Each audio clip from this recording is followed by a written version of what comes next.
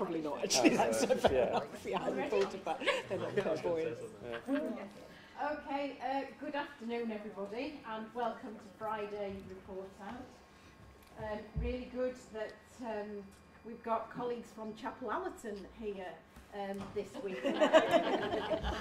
I explained that this is a very special report out because we're all ears to hear about Mo's surgery. So I think we've heard lots about what you've been doing, about some of your Super Saturdays and the things that you've been doing over in dermatology.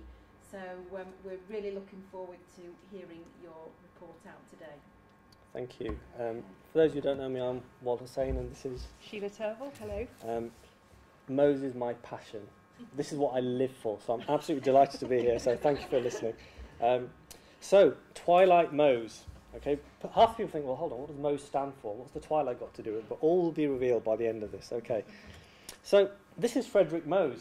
He's actually an American general surgeon who came up with a technique for treating high-risk facial skin cancer using microscopic control to make sure that all the roots of a skin cancer are removed. And the way the technique works is normally under local anaesthetic, I would remove the skin cancer from somebody's face and then process it in my laboratory and have a look under the microscope, and if there's any more roots, bring the patient back into the room and then take another layer. So it's like, the way I explain it to patients is by peeling an onion one layer at a time, but only move you on to the next layer if you need to. So if you had a skin cancer on the tip of your nose, you'd want to make sure, one, that all the cancer roots were gone, but you wouldn't want an unnecessarily big hole being created because of the cosmetic impact. And most surgery offers a cure rate of 99.7%, and it's considered the gold standard because it keeps the hole as small as possible, which leads to the best cosmetic outcome. That's why it's considered the gold standard treatment. Now, in Leeds, we've pioneered a national study which showed that most patients tolerate this surgery extremely well under local anaesthetic. Okay, so it's all done under local anaesthesia, and normally we would treat 4 or 5 patients per operating list. Because there's about an hour's downtime in the laboratory, it's almost like a conveyor belt of patients. While patient A's specimen is being processed, patient B comes into the room, and patient C, etc., and that's how it works. But because it's done under local anaesthetic, there are a few people who the thought of having surgery on their face under local anaesthesia just fills them with dread. And I get that. And it's been one of the things that I've always thought, actually, you know what, these patients are potentially then missing out on the gold standard treatment simply because of their needle phobia. And to be fair, if I ask most people in this room, you've got a skin cancer on the tip of your nose, you've got the option of, having done all under local or not having it, but having a general, you think, oh, actually, I quite like to be asleep, to be honest. So then, for somebody who likes to think outside the box, I've been thinking, well, how can we offer these patients the gold standard, but still give them the great quality of care that we know that we can deliver? And then you need a fantastic colleague like Sheila Turville to come and save the day. And Sheila's going to talk about how we've managed to do this at Chapel Allerton. So what we've done, you can see here, I didn't know this photo was being taken of me, so thanks, Will, for that one. But the double doors that are open is the anaesthetic room of Theatre 3 at Chapel Allerton in main theatres. So in the main theatre suite, which is normally our elective orthopaedic unit. So we bring the patients into the anaesthetic room and get them prepped, which is basically a bit like having a general anaesthetic.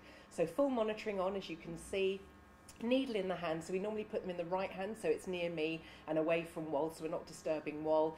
Paul, my lovely ODP, is getting her, Flotrons on, a lovely warm blanket. So we're treating the patient just like we would do under general anaesthetic. If they're particularly nervous, I give them a little bit of midazolam, which is a benzodiazepine, in the anaesthetic room, and then we bring them through, and then we attach them to this wonderful B-Braun pump, and we use a technique called TCI propofol, which is target-controlled infusion of propofol.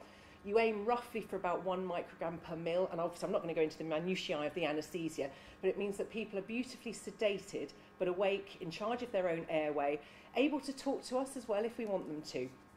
So that's what we do. So you can see again Paul helping me with the patient. That lovely chap in the background is Dr. Naeem Adil, one of our associate specialists, who popped in to see what we were doing because this is quite innovative and novel. So we've got the full monitoring on, the green tubing that you can see just behind Wal here. We have supplemental oxygen going into the other nasal passage, and I monitor their ECG, SATs and their blood pressure, just like you would do for a normal anaesthetic, but sort of the basic monitoring. So once we get the TCI propofol going, Wal will ask me then if he can start injecting the local, because we still do it with the local, which has got adrenaline in to minimise blood loss. But before he does that, I give a few micrograms, either 12.5 to 25, in small boluses of fentanyl, which is a brilliant short-acting opioid. She's getting a bad press at the moment because people are mixing it with naughty drugs and injecting it. It does tend to kill you if you do it that way. But in a proper controlled environment with anaesthesia, it's a fantastic short-acting painkiller. So then we hand over to the master at work. So she was giving the very detailed version. I just told my patients they're going to get some happy juice during the procedure. and so then essentially what happens is in the same way, we actually mirror what happens on C4 in dermatology, that patient will then go back and wait in a waiting room once I've taken the layer. So here's me putting the local anaesthetic in, getting ready to take the sample. Patient's obviously awake and we're taking the sample.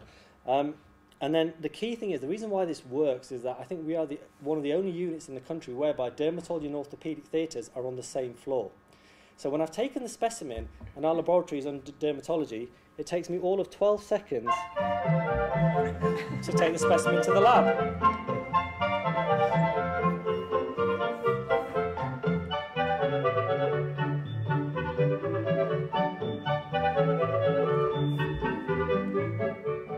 12 seconds, easy as that.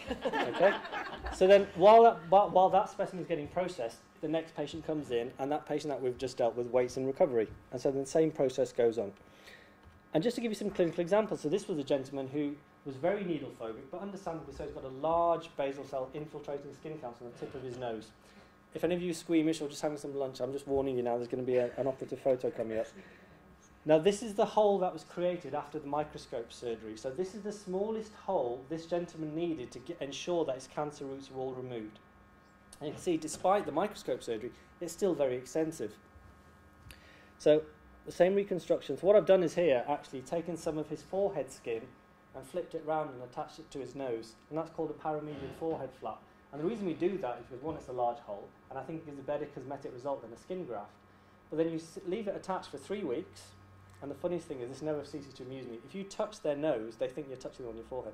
It's brilliant. Anyway, so after 3 weeks, then you divide that and let it inset, and that's his result at 3 months. So complex hole, but a good outcome. And that's what we're always trying to aim for. And what's really innovative about this is that we are the only centre in the world that does Mohs surgery under this twilight anaesthesia protocol. So the reason we call it twilight, because the patient's having the happy juice. They're not on a general anaesthetic, but they're sedated enough to be comfortable. And this is really the first centre in the world that offers Mohs surgery like this.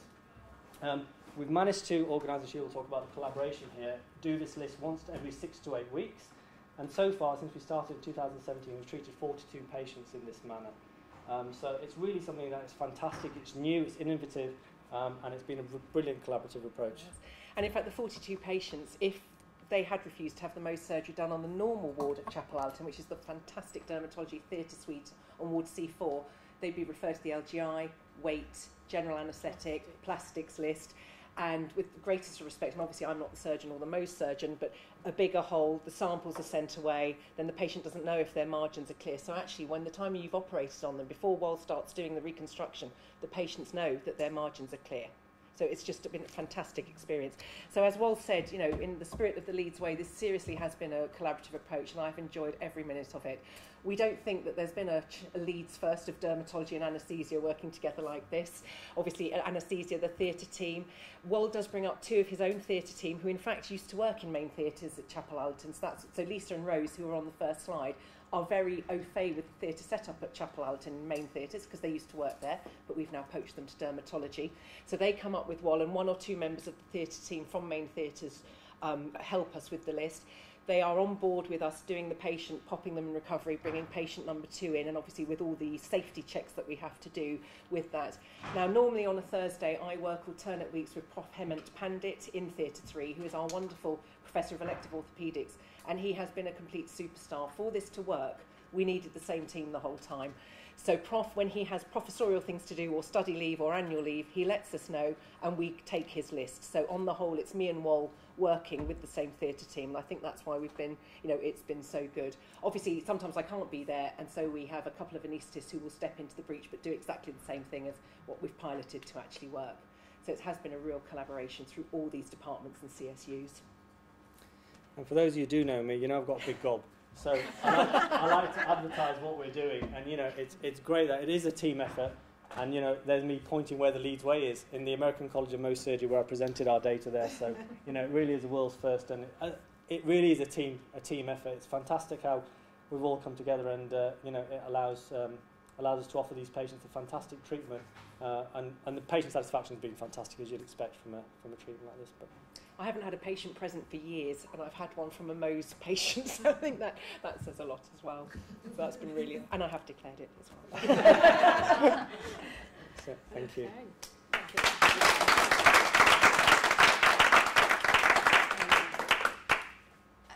Thank you. I mean, I've learned loads today, so thank you very much. I mean, it is really exciting, and I was sitting there thinking, well, what if this patient hadn't had this kind of sedation? And then you answered the question for me, Sheila, that they would have actually been off to the LGI and under plastics. I'll have a question, then I'll open it up. But whilst they're waiting for you to do the microscopy, are they? What do you cover the whole? Yeah, so they've got a small dressing put on. They're in recovery, and obviously because Sheila switched off the happy juice, they're fully awake. Yeah. So, and then do you sometimes have to switch the happy juice on again? Yeah, I mean, they're completely unplugged from it, and the cannula flushed, it's completely safe. But what I do, because obviously the recovery ward, I used to a patient being brought through and immediately being given a cup of tea and biscuits, because obviously we're doing enhanced recovery at Chapel Alton, and most of our patients are done on spinal anaesthetic. So the only thing I've had to reiterate to our fantastic nursing team on C3 is don't feed them. Just don't feed them. Please don't feed them until I let you. No cups of tea, just in case we have to bring them back again. And the ward have been fantastic and really on board with it. And normally we can pop them in a side room. Once they're sort of a bit more awake, they can sit in a chair, and they have about an hour to wait normally, maybe an hour and a half. Yeah. And they're just, reading, watching telly, whatever, with a quite bulky dressing on, but they're it's all explained to them beforehand and to the nursing staff, and they've been brilliant helping us. And what percentage of them would have to, I suppose they'd all have to come back into theatre because you'd have to close the hole, but what percentage of them would you have to do further So, I mean, surgery? it depends on the complexity of the tumour, really. So, our average data across Mohs in Leeds is each patient needs 1.2 sections, so 1 in 5 people might need another slice of the onion, as it were. But 4 out of 5. Yeah, but as I tell patients, say, look, it's all about keeping the hole as small as possible, and if you need more, well, actually, I take that as a positive, saying that without the microscope surgery, you would have ended up possibly with a much bigger hole, and actually, we're tracing out every single root of the skin cancer, so, it is what it is, None of ours have gone back, though. It's only been one resection with all the 42 that we've done, I could ask more, but I think I open up to Claire. In terms of the capacity that you've got to do it, so you're doing it every 6 to 8 weeks, that's based on Professor Pandit. Not being available. But does that actually meet your demand? Actually, as I say, the majority of patients are more than happy to have it done under local. Yeah. In our Mohs assessment clinic, I have like a 10-point scale about how needle phobic somebody is. And we've presented that data, actually, that's used as a scale to see whether or not these people would, if they'd refused the Mohs surgery simply because of the fact they couldn't have it done in the local, would then put them on the list. I mean, ideally you'd want a bit more capacity from our viewpoint, because, things happen, but actually, given what we're offering as a world's first, I think patients are willing to wait a little bit. Do they then breach the cancer standards? Yeah, I mean, I think thankfully most BCCs aren't on They're not on the pathway. Jenny? So this is a daft question from an HR person rather than a clinical person, probably. So what is the potential for the needle phobic piece elsewhere? Because that sounds massive to me.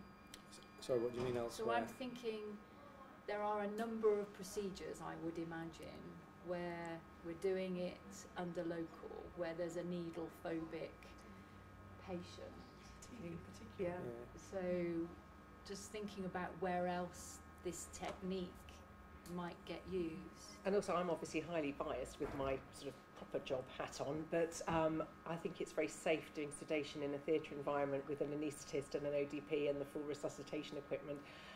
I don't know where else sedation is done here, but my husband is a gastroenterologist at York, and I know he gives sedation for certain procedures, which I've always been a little bit about. I better not let him watch this later. But, you know, so I think there probably is scope, but it's, you know, I think what we've got is a great technique and it's very, very safe. You know, I mean, I but think you're we right. do use sedation in lots of different areas. Yeah. Maybe not quite as, I was going to say complex, but I'm not sure if that's the right word, Sheila. But the drugs that you're using, I think you would want an anaesthetist. Yes, absolutely, involved. absolutely, yeah. Whereas definitely. I think in endoscopy, I think they're used to using other sedative, faster acting sedative agents. I'm with you. But there's also something unique in Mozart, because there is that hour and a half while nothing is happening to the patient. Yeah. The way of using the happy juice and then switching it off and then allowing the patient to recover without being under that sedation is really the crux of the matter here. That's why it works so beautifully, because there is a period of time where nothing's happening to the patient. And whereas in other specialties they'll just go ahead and do the procedure straight away, and so that's why the sedation works slightly differently. And also some of the patients are quite poorly actually. I mean, obviously they've got this skin cancer, but you know, by definition of their age or whatever comorbidities, they are quite unwell. So to give them a formal general anaesthetic and then leave them without any surgical stimulation for 45 minutes would be wrong, in my opinion. So that's why we've, you know, developed this technique between us of, you know, well, you literally do about 5 minutes surgery and then disappears 45 minutes to look at the sample, although now we're bringing the second patient in. So to have a patient under general anaesthetic with no stimulation for that time would be interesting. So this is by far safer, much better patient experience. Jo. Hi, my name's Jo. I don't think I've met you before. I'm really impressed with what you've described. You're clearly a really energised and enthusiastic advocate of this way of working, collectively. Did you come across any cynics within your team, and if so, how did you convert them? You come across cynics in life full stop, don't you?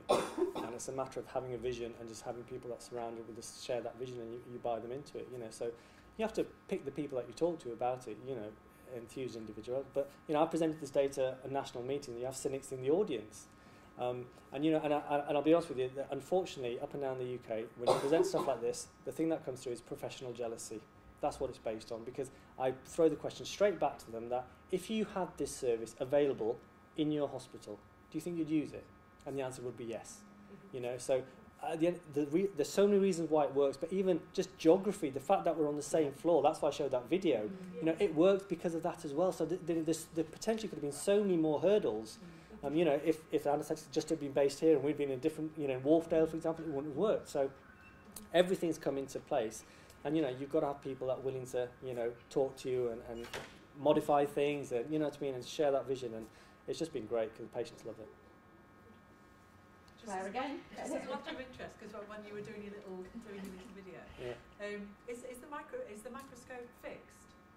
Because I'm just thinking, how do we save you 12 seconds of walking? Oh yeah, well, actually, no, it's a huge, you know, it's a £15,000 microscope in the laboratory at Chapel Alton, so it's a really high tech microscope. Yeah. It's not a little one, It's a really proper massive bit of kit. Yeah. And can I ask about the tariff for this? I mean, I know we're probably on an aligned incentive contract here, but in terms of the costs of doing this versus the costs of the patient not being needle phobic, how do you, because other systems may be on a tariff based, how do you account for that?